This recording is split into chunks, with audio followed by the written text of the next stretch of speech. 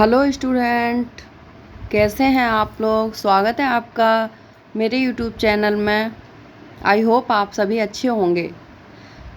आज मैं आपको थोड़ा सा कोशिका के बारे में बताना चाहती हूँ।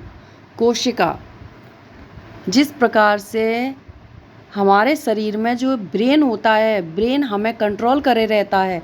हमें कब भूख लग रही है, हमें कहाँ जाना है, मतलब जो हमें सोचने समझने की शक्ति है, यदि हमारा ब्रेन कार्य करना बंद कर दे तो हमारा जीना व्यर्थ है।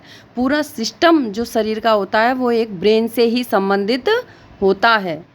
यदि ब्रेन ठीक नहीं है तो हमारा कुछ भी ठीक नहीं है। उसी प्रकार से केंद्रक को कोशिका का ब्रेन कहा जाता है। कोशिका में होने वाली समस्त जैविक क्रियाएं होती हैं केंद्रक के द्वारा ही संचालित होती हैं। कोशिका में होने वाली समस्त क्रियाओं का कार्य केंद्रक का ही है। रॉबर्ट हुक ने सर्वप्रथम मरी हुई कोशिका की खोज की थी 1665 ईस्वी में। एड टोनीवान ने 1679 में कोशिका की खोज की थी, जिंदा कोशिका की खोज की थी। रॉबर्ट हुक ने सर्वप्रथम 1665 में कोशिका की खोज की थी, मरी हुई कोशिका की, लेकिन 1679 ईस्वी में एड टोनीवान ने जिंदा कोशिका की खोज की थी।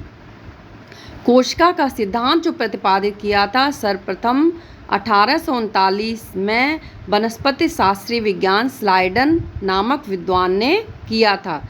जंतु विज्ञान के जो प्रतिपादक थे वो थे स्वान और स्लाइड ने इन दोनों कोशिकाओं का सिद्धांत प्रतिपादित किया था। यूकेरोटिक कोशिकाएं मनुष्यों और पेड़ पौधों में पाई जाती हैं।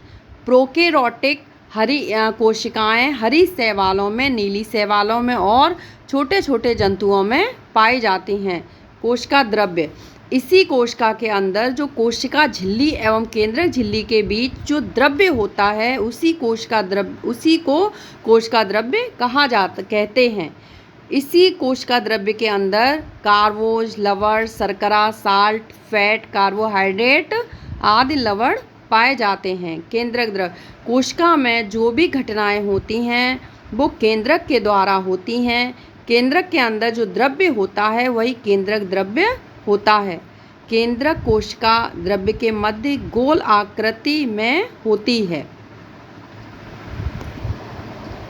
देखिए जिस प्रकार से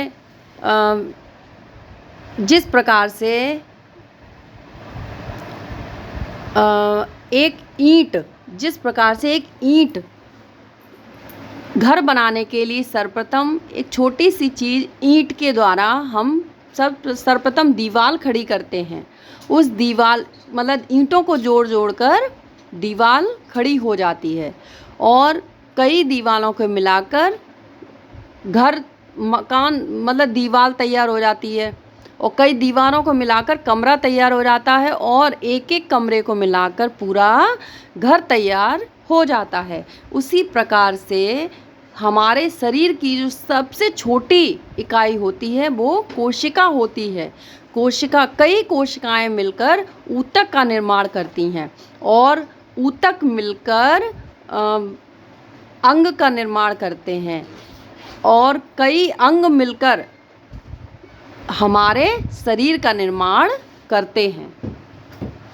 तो हमारे शरीर की जो सबसे छोटी इकाई होती है वो कोशिका होती है।